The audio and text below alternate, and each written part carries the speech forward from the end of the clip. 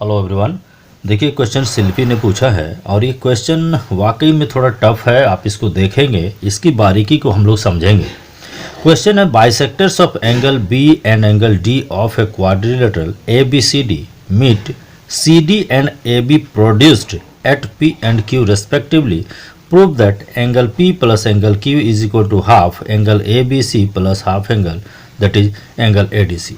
ये क्वेश्चन जो है आप जब भी इसका फिगर बनाएंगे आपको ऐसे ही आएगा, लेकिन यहाँ दो चीज़ आप हमेशा गलती करेंगे जल्दीबाजी में। वो क्या है?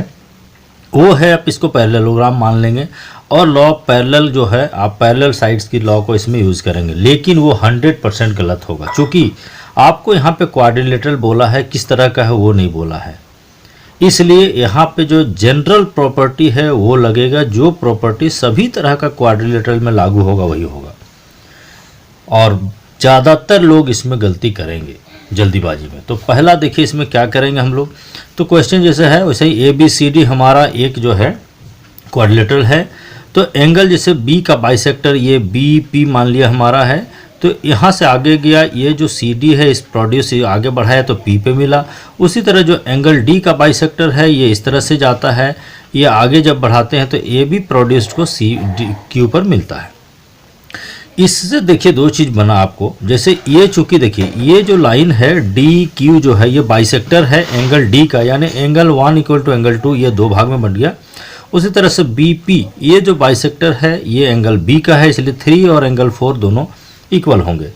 यहाँ पर जो हम लोग यूज़ करेंगे रूल वो यूज़ करेंगे जो sum of the 3 angles of a triangle या फिर sum of the 4 angles of a quadrilateral, इसी फार्मूला को यूज़ करेंगे और उसी पे प्रूव करेंगे।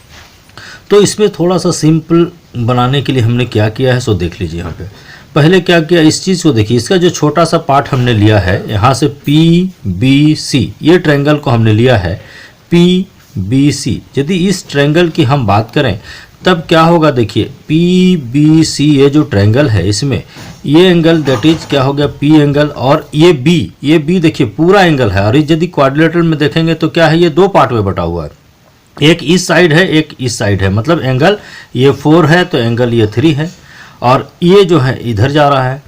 इसमें क्या होगा, यानी ये जो एंगल यदि हम इसको ए बी सी कहेंगे, ये ए बी सी पूरा एंगल, तो ये आपको क्या होगा, ये आपको हो जाएगा एंगल ये 3 एंड प्लस 4। इसको जो है हम लोग यूज़ करेंगे और इसको हम लोग बनाएंगे। तो देखिए किस तरह से इसको बनाते हैं। तो देखिए इसमें क्या हम लोग लिखेंगे, in triangle P B C, जब ये पी बी सी ट्रायंगल की बात करेंगे तो क्या होगा, एंगल पी प्लस मतलब तीनों angle P plus angle B plus C, ये तीनों एंगल का योग, इसका एडिशन सम क्या होगा 180 डिग्री होगा। और ये जो पी बी सी है ये हाफ, ये जो पी बी सी आधा लिख रहे हैं इसको क्या होगा ए बी सी का हाफ लिख सकते हैं। तो क्या हो जाएगा, ये half A B C that is angle P plus C plus half A B C equal to 180 degree.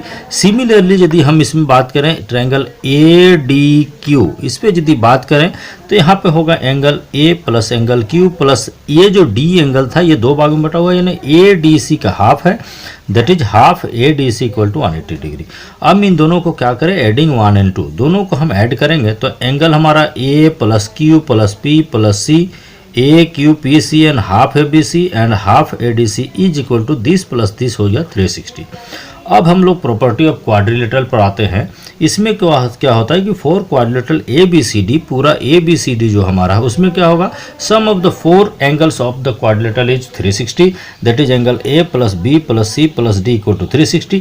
अब ये 3 एंड 4 इक्वेशन चूंकि दोनों राइट साइड 360 है तो दोनों इक्वेट करेंगे तो इक्वल हो जाएगा।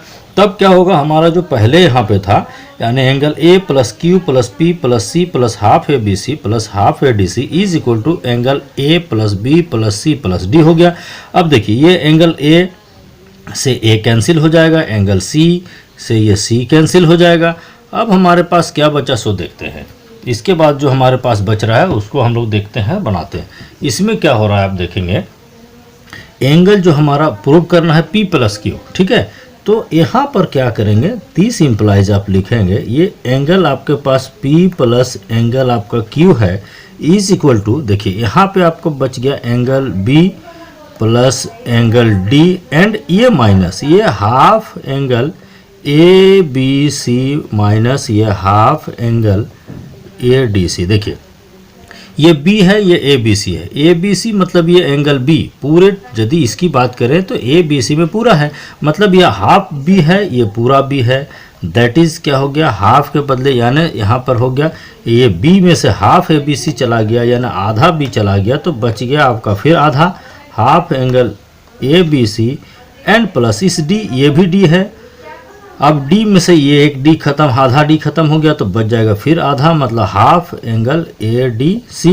दिस इम्प्लाइज आपको ये फाइनली हो गया angle P plus angle Q is equal to half common लेंगे angle A B C plus angle A D C. ये प्रूव्ड। ये आपको प्रूव करना है, इस तरह से इस फॉर्मूला को आप यूज़ करेंगे। Thank you so much.